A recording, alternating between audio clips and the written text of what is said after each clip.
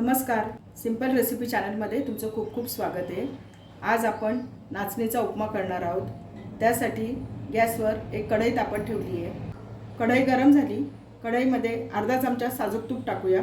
तूप गरम झाले, 8 ते 10 काजूच्या पाकळ्या घेतल्या आहेत, त्या टाकते। परतून घेऊया। काजूच्या पाकळ्या छान परतल्या गेल्या आहेत, गुलाबीसर रंग आलाय। आता मी हा काढून घेते। काजूच्या पाकळ्या काढून घेतल्या आहेत। कढईमध्ये 1 चमचा साजूक तूप टाकते। बारीक रवा घेतलाय, तो टाकूया। मीडियम गॅसवर रवा छान भाजून घेऊया।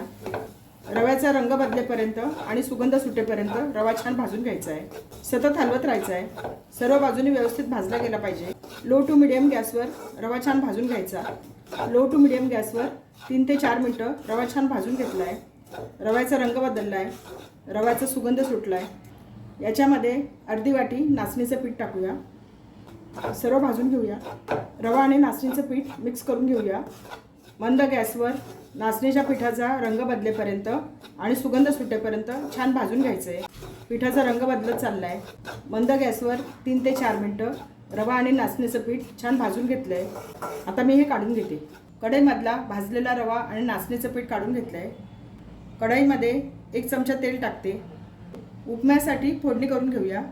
तेल गरम झाले, छोटा चमचा मोहरी छान तडतडली, छोटा अर्धा चमचा जिरं, छोटा कांदा बारीक कापून घेतला आहे, तो टाकूया। कांदा परतून घेऊया। छोटा 1 चमचा उडदाची डाळ, मंद गॅसवर 1 मिनिटभर परतून घेऊया। छोटा पाव चमचा हिंग, 2 हिरव्या मिरच्या बारीक कापून घेतल्या आहेत, त्या टाकूया। मिक्स करून घेऊया। 7 ते 8 कढीपत्त्याची पानं, 1 लाल सुकी मिरची, सर्व मिक्स करून घेऊया। थोडेसे आल्याचे तुकडे, याच्यामध्ये भाज्या घालूया। 1 छोटा टोमॅटो बारीक कापून घेतलाय, तो टाकूया। छोटं गाजर बारीक कापून घेतले, ते टाकूया। छोटी सिमला मिरची बारीक कापून घेतली आहे, ती टाकूया। 1 चमचा ओला मटार घेतलाय, तो टाकूया। सर्व मिक्स करूया। भाज्या तुम्ही तुमच्या आवडीनुसार घ्या। चवीनुसार मीठ टाकूया। मिक्स करून घेऊया। सर्व छान मिक्स करून घेतलंय। याच्यावर झाकण ठेवते। मंद गॅसवर 2 मिनिटाची वाफ काढून घेऊया। 2 मिनिटं झाली आहे, झाकण काढून बघूया। भाज्यांना छान वाफ आली आहे। याच्यामध्ये भाजून घेतलेला रवा आणि नाचणीचं पीठ टाकूया। 2 मिनिटं सर्व छान परतून घ्यायचं आहे। 2 मिनिट सर्व छान परतून घेतलंय। सर्व छान मिक्स झालंय। आपण याच्यामध्ये अर्धी वाटी रवा आणि अर्धी वाटी नाचणीचं पीठ घेतलंय, त्यासाठी 2 वाट्या पाणी मी गरम करून घेतलंय, ते टाकूया। याच्यासाठी पाणी गरम करून घ्यायचं, साधं पाणी टाकायचं नाही। सर्व मिक्स करूया। गॅस मी कमी ठेवला आहे। सर्व मिक्स करून घ्यायचं। पिठाच्या गुठळ्या नाही झाल्या पाहिजेत। हळूहळू मिश्रण घट्ट होत जातं। याच्यामध्ये थोडीशी साखर टाकते। चव बॅलन्स होण्यासाठी साखर टाकली आहे। सर्व मिक्स करून घेऊया।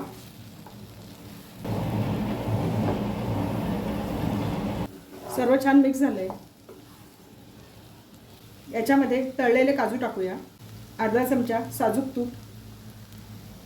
तूप टाकल्यामुळे उपम्याची चव चांगली लागते आणि उपम्याचं टेक्स्चरही छान होतं। सर्व मिक्स करून घेऊया। सर्व छान मिक्स करून घेतलंय। गॅस मी कमी ठेवला आहे।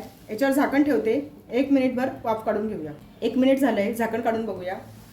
उपम्याला छान वाफ आली आहे। छान झाला आपला नाचणीचा उपमा। थोडीशी बारीक चिरलेली कोथिंबीर टाकते। मिक्स करून घेऊया। आपला नाचणीचा उपमा तयार झाला आहे। प्लेटमध्ये सर्व करते। उपमा प्लेटमध्ये सर्व करूया।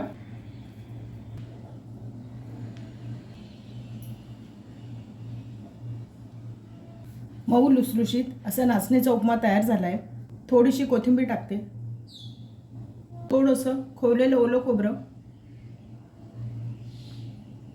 थोडीशी बारीक शेव। छान झाला आहे आपला नाचणीचा उपमा। आपला नाचणीचा उपमा तयार झाला आहे। प्लेटमध्ये सर्व केला आहे। छान झाला आहे उपमा। उपमा छान मऊ लुसलुशीत झाला आहे। आपण त्यात भाज्या भरपूर घातल्यामुळे उपमा छान पौष्टिक झाला आहे। झटपट होणारा आहे, पौष्टिक आहे। नाश्त्यासाठी करू शकतो, डब्याला देऊ शकतो। नाचणीच्या पिठामध्ये भरपूर प्रमाणात कॅल्शियम असतं। नाचणीच्या पिठाचा आपल्या आहारात समावेश झाला पाहिजे। नाचणीची भाकरी मुलांना बहुतेक आवडत नाही, परंतु असा प्रकारचा उपमा सर्वजण आवडीने खातात। चवीला छान लागतो। उपमा कसा झाला ते बघूया। छान मऊ लुसलुशीत झाला आहे. छान झाला आहे उपमा. रेसिपी आवडली असेल तर चॅनलला सबस्क्राईब करा.